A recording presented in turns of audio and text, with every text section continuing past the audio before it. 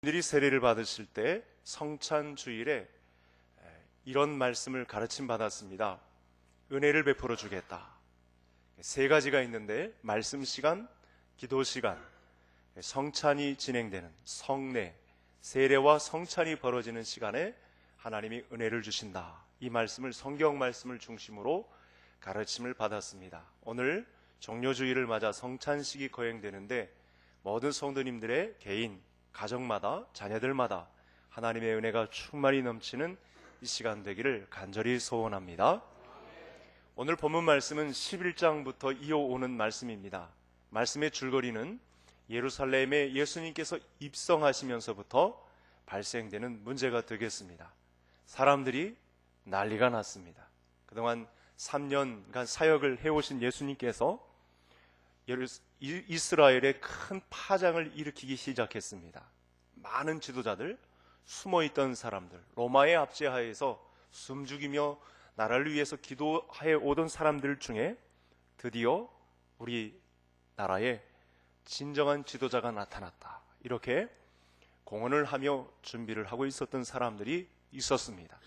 이 사람들에 의해서 예수님도 놀라고 제자들도 놀랐던 것이 무엇이냐면 예루살렘에 입성하는 순간부터 수많은 사람들이, 거의 모든 사람들이 다 나와서 호산나 주의 이름으로 오시는 이여 찬송하리로다 이렇게 하면서 예수님을 대대적으로 이름을 안 붙여서 그렇지 거의 황제 대관식이나 마찬가지로 수많은 사람들이 다 예수님을 반기는 자리에 있었습니다. 여기에 제자들은 어떤 생각을 갖고 있었냐면 나도 한 자리 차지해야 되겠다. 모든 제자들이 다 하나같이 이 생각을 하고 있었습니다. 그래서 조용히 밤에 어떤 제자의 어머니는 찾아와서 치맛바람을 일으키기 시작했고 또 이런 문제 때문에 제자들끼리 다툼이 심해진 때였습니다. 동시에 유월절을 이틀 전 앞두고 있었습니다. 우리나라도 그렇지만 명절 기간은 많은 사람들이 조금씩 들떠 있습니다. 명절 기간에 들떠 있죠.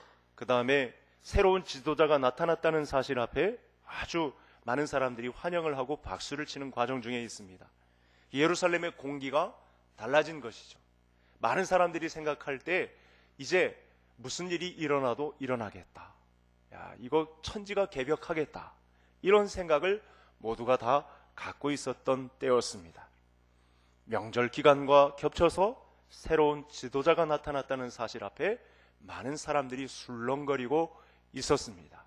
이때 예수님께서 베다니, 예루살렘에서 조금 떨어진 밑에 있는 작은 마을이 되겠는데 여기 한센병을 앓고 있었던, 그래서 고침을 받았던 시몬의 집에 예수님께서 식사하러 가셨습니다. 여기서 한 여인과 만나게 되었고 제자들과 오늘 우리 모든 성도님들에게 말씀을 전해주십니다. 여기서 이렇게 들떠있는 뭔가 일이 일어나겠다 생각했던 그 분위기 속에 예수님 한 분만큼은 사실은 그들의 분위기와는 전혀 달랐습니다. 7절 하반절에 이런 말씀을 하시죠. 나는 너희와 항상 함께 있지 아니하니라. 예수님이 이런 생각을 하셨을 것입니다. 내가 그동안 너희들에게 가르친 게 얼만데 3년 동안 같이 하면서 너희들에게 베푼 은혜가 얼만데 이렇게 보답하나. 이렇게 사실은 예수님께서 침울해 하셨습니다. 자기 자신의 마음을 몰라주는 제자들 때문에 또 많은 사람들 때문에 사실은 명절 기간을 앞두고 또 자기를 지도자로 추켜 세우는 그런 분위기 가운데서도 예수님은 사실 즐거워할 수가 없었습니다.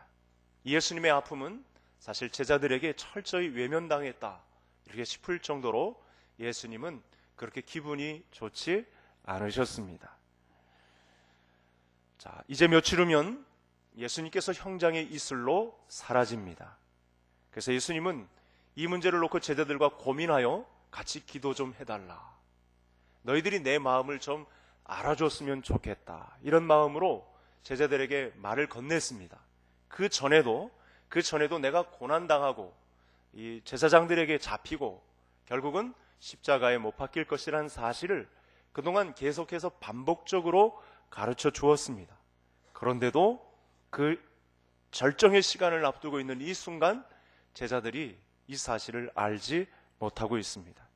혼자만 겪으시는 예수님의 외로움과 고통의 순간이 있었다. 이렇게 말씀을 정리해 보시면 되겠습니다. 자, 이런 분위기가 흐르고 있을 때 한 여인이 찾아와서 자기가 갖고 있었던 300데나리온에 해당하는 나드 한 옥합을 깨뜨려 예수님의 머리에 붓고 예수님의 장사 지냄을 기념하는 일을 과감하게 감당했습니다. 그런데 제자들이 이를 반기지 않습니다. 말하자면 명절 분위기와 새로운 지도자가 나타났다는 천지가 개벽할 이런 분위기에 찬물을 끼얹었다, 이런 판단을 하고 이 여인을 심히 욕합니다. 자, 이 여인이 깨뜨린 값은 300데나리온, 무려 오늘날 신학자들은 3천만 원에 해당하는 이 여인의 결혼 지참금이었을 것이다, 이렇게 해석하고 있는 엄청난 값의 돈을 한순간에 예수님의 머리에 부으니 아차 싶었을 것입니다. 내 자리를 먼저 차지하려나 이 여인이? 나의 준비된 이 모든 것을 이 여인이 한순간에 깨뜨리나? 이렇게 견제했는지도 모르겠습니다. 그래서 제자들이 이 여인을 다 하나같이 마태복음 26장에는 분개했다, 또 오늘 말씀에서도 모든 제자들이 다 화를 냈다, 이렇게 표현을 하고 있습니다. 7절을 제가 읽고 우리 성도님들이 8절 다시 한번 읽어주시겠습니다. 가난한 자들은 항상 너희와 함께 있으니 아무 때라도 원하는 대로 도울 수 있거니와 나는 너희와 항상 함께 있지 아니하리라.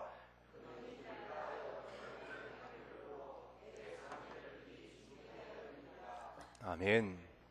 자, 여러분, 성경 중에 이와 비교해서 더 좋은 칭찬이 있을까 할 정도로 아주 귀한 말씀이 나타났습니다. 그러니까 저와 성도님들이 앞으로의 신앙생활 속에 근간을 이루는 아주 중요한, 그러니까 예수님의 칭찬이면 사람의 몸을 입으셨지만 하나님이 칭찬한 것과 똑같습니다. 이 행동을 보인 것에 대해서 예수님은 세상에서 들을 수 없는 가장 좋은 칭찬을 아끼지 않고 이 여인에게 베푼 것입니다. 그러니까 우리는 수시로 이 복음이 전파되는 곳이면 이 여인이 행한 이 일을 모두 다 기억하게 하라 하신 예수님의 말씀도 동시에 선언되었기 때문에 우리는 이 여인이 보인 행동에 대해서 매 순간 무시로, 그리고 성령 안에서 이 여인이 보인 행동에 대한 지침을 항상 잃지 않고 살아야 합니다. 그래야 하나님 나라에 이르렀을 때 우리도 동일한 칭찬을 얻을 수 있다는 확신을 가질 수 있는 것이죠. 그러니까 이 여인이 보인 행동은 아주 결정적인 것이고 우리 성도들의 신앙생활이 어떠해야 하는지에 대한 지침을 일러주는 아주 중요한 말씀, 그리고 세상에서 하나님 앞에 들을 수 없는 가장 좋은 칭찬이라는 사실 앞에 저와 모든 성도님들의 신앙이 여기에 모아져야 합니다. 이 자리를 떠날 수가 없는 것입니다. 이렇게 신앙생활하면 잘하는 것입니다. 그 말씀을 이제 좀 더 한 걸음 더 들어가서 살펴보도록 하겠습니다. 자, 이 여인이 왜 예수님에게 칭찬을 얻으셨던 걸까? 모든 사람들은 들떠 있고 명절 분위기와 한 새로운 지도자가 나타났다는 것에 대해서 아주 고무적인데, 예수님만큼은 사실은 외로워하셨고 나를 알아주는 이 없다 생각했고 내가 이만큼 여기까지 가르쳤는데 얘네들은 아직 정신을 못 차리고 있구나 라고 할 때 한 여인이 나타나서 좋은 일에 대해서 소개를 해주셨습니다. 그래서 우리들에게 아주 좋은 목표를 소개해 주셨는데요. 자, 지금 이 여인은 예수님의 마음과 똑같이 행하고 있다는 사실을 알 수 있습니다.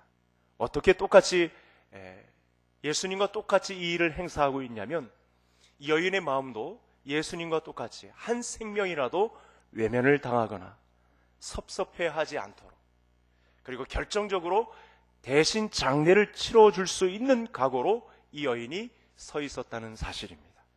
제가 알기에는 또 많은 목사님들이 이야기한 바에 의하면, 여러분, 이 여인은 그동안 예수님이 자기의 장래에 대해서 가르쳤던 것에 대해서 어느 순간 가르침을 받았던 전적이 있는 사람임이 분명합니다.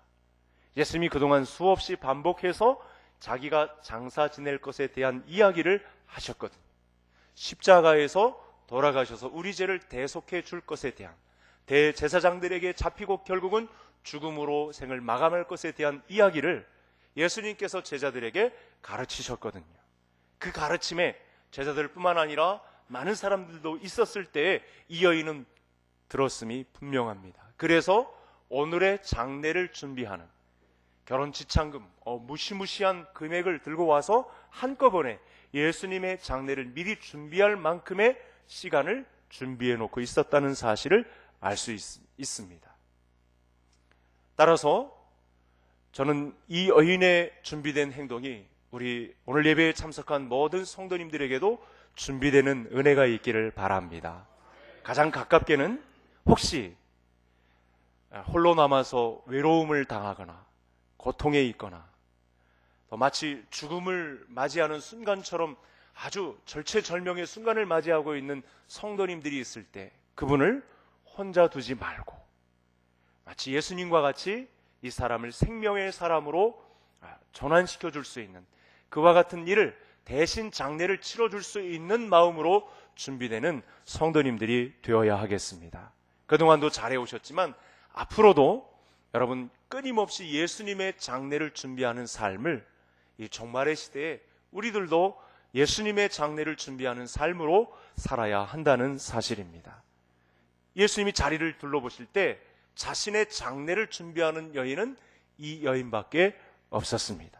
모두가 명절로 인해서 또 새로운 지도자가 나타났다는 것에 대해서 흥분만 하고 감정이 고조되어 있기만 했었지 예수님을 생각하지는 못했다는 사실입니다.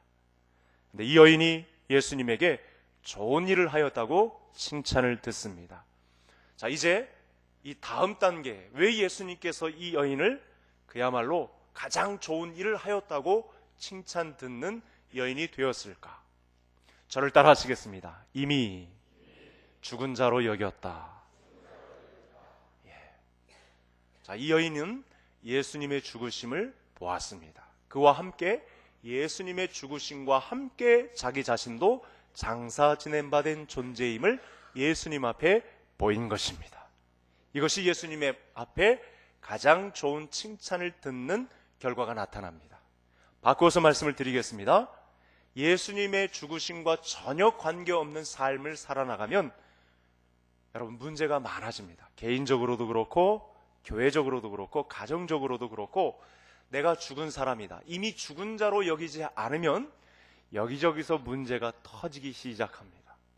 교회를 구성했다 할지라도 문제가 많은 교회로 남을 가능성이 높습니다. 그래서 이 여인과 같이 나를 이미 그리스도 안에서 죽은 자로 여기는 것이 중요합니다. 분명한 말씀을 드립니다. 우리는 예수님의 죽으심과 합하여 이미 장례식을 치른 자로 여기시기를 바랍니다. 예수님의 세례와 합하여 우리는 산 자가 아니요 주 안에서 죽은 자임을 인식해야 합니다.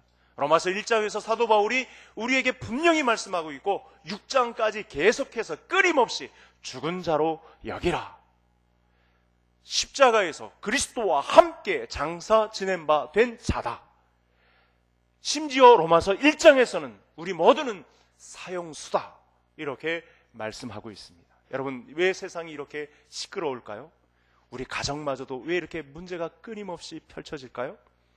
교회를 구성해 놓고도 왜 이렇게 문제 많은 교회를 일으킬 수 있을까요? 문제가 여기에 있습니다. 나 자신이 예수 그리스도 안에서 이미 죽은 자로 여기지 않기 때문에, 살아있는 자로 여기기 때문에 문제가 심각하다는 사실입니다. 먼저 예수님께서 죽은 죽음 가운데 우리도 장사 지낸 바 된 존재라는 사실을 모르기 때문에 교만합니다. 들떠 있습니다. 자기 감정에 충실합니다. 성질대로 세상을 파헤쳐 나가려고 합니다. 세상의 방법이 자꾸만 미혹되어서 자기 자신도 자기 자신을 어떻게 주체할 수 없는 몸으로 나아가게 된 것입니다. 오늘 말씀을 통해서 사도 바울이 공언한, 또 예수님이 이 여인을 칭찬한 내용을 깊이 간직하시기 바랍니다. 내가 그리스도와 함께 십자가에 못 박혔나니 이제는 내가 사는 것이 아니요 내 안에 그리스도께서 사신 것이라. 그래서 내가 주장할 바가 없습니다. 많은 사람을 상대하여 내가 그 사람보다 우위에 있다고 자랑할 것 하나도 없습니다. 우리의 남은 인생은 이 한 가지입니다.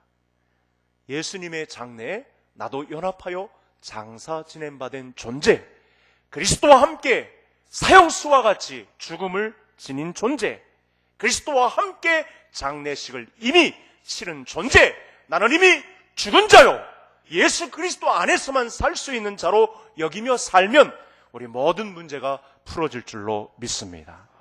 모두가 들뜬 자리에 예수님이 홀로 외로워할 때 그 외로움을 잘 달래준 한 여인, 하찮게 여기던 아무도 거들떠 보지도 않았던 이 여인이 예수님의 장사를 미리 준비하고 있는 모습을 통해 예수님은 세상에서 그 어떤 칭찬도 들을 수 없었던 가장 좋은 칭찬으로 이 여인을 맞이하셨습니다. 오늘날도 똑같습니다. 그리스도 안에서 이미 죽은 자로 여기고 그리스도의 세례와 합하여 장사 지낸 바 된 사형수로 여기고 하나님의 처분만을 붙잡고 예수님의 옷자락 붙잡고 긍휼히 여겨달라고 겸손하게 서 있는 이 여인과 같은 인생을 우리에게 요구한다는 사실 앞에 오늘도 이 거룩한 종료주일에 이와 같은 정신을 우리에게 다시금 불어일으키기 위하여 오늘 말씀을 주신 하나님 앞에 이미 죽은 자로 여기고 나는 죽고 예수로 사는 일을 펼쳐나가시는 우리 개성의 모든 성도님들이 다 되시기를 주의 이름으로 축복합니다. 하나님